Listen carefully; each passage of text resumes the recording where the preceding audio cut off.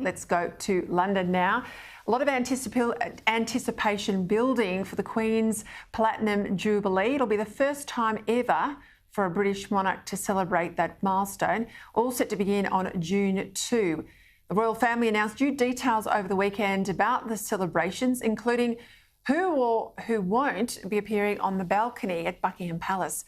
Joining me now from London, royal editor of the UK Daily Mirror, Russell Myers. Russell, always good to have you on the show. You know everything that's happening over there. We're watching it from afar. Interested to see who gets to stand there and do the wave in front of the great crowd down the mall and who doesn't. Will we see Prince Andrew, Harry and Meghan? What can you tell us?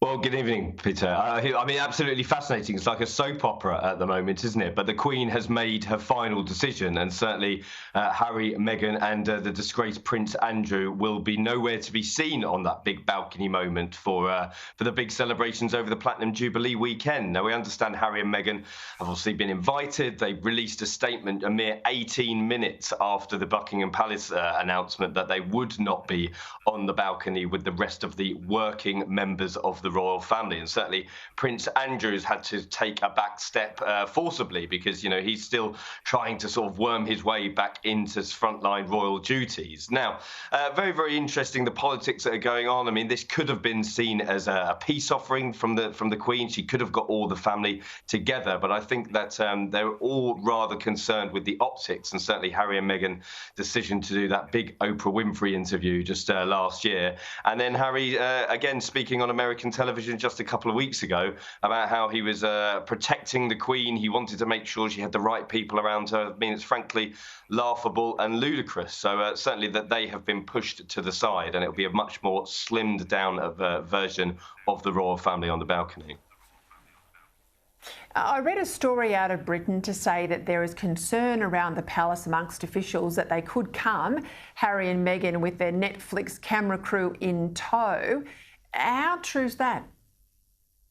Well, no, I mean, these fears are real. I mean, the issue is that Harry and Meghan have been paid an absolutely extraordinary sum of money, over to $100 million from Netflix, another 30 million or so from the streaming giant Spotify, and they haven't produced any content whatsoever. I mean, Harry has been working on quite a laudable project with Netflix about the Invictus Games that was just in The Hague a couple of weeks ago.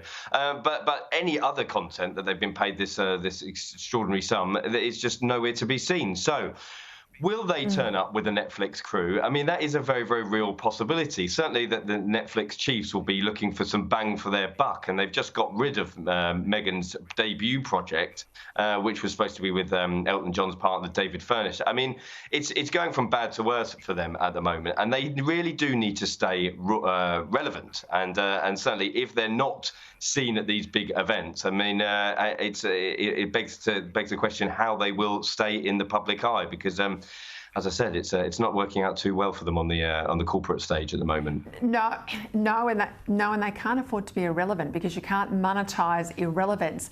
Let's go to these beautiful images that came out over the weekend. Some still photographs, some moving images released from the private archives, I understand. You'll tell us more, from the Queen's own personal archive to mark this milestone. It'll be part of a new documentary that will include her own voice, am I right?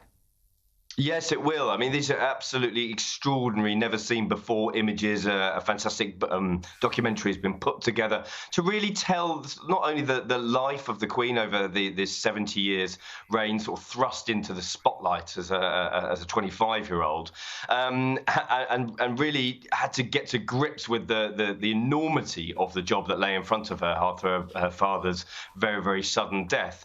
But I think it shows a personal side to the Queen as well. That has always been her relevance, that she had that sort of common touch with people, that whether it was just based in jobs in the UK, around the Commonwealth or around the world, that everybody felt that they had a piece of the Queen, that they knew her even quite intently, because she's always had that mantra of being seen to be believed. And I think that this will really sort of peel away some of the splendour of royalty and really get down to the business of who she actually is as a person. I'm looking forward to it. I'm looking forward to watching the celebrations from afar. Russell Myers, thank you as always.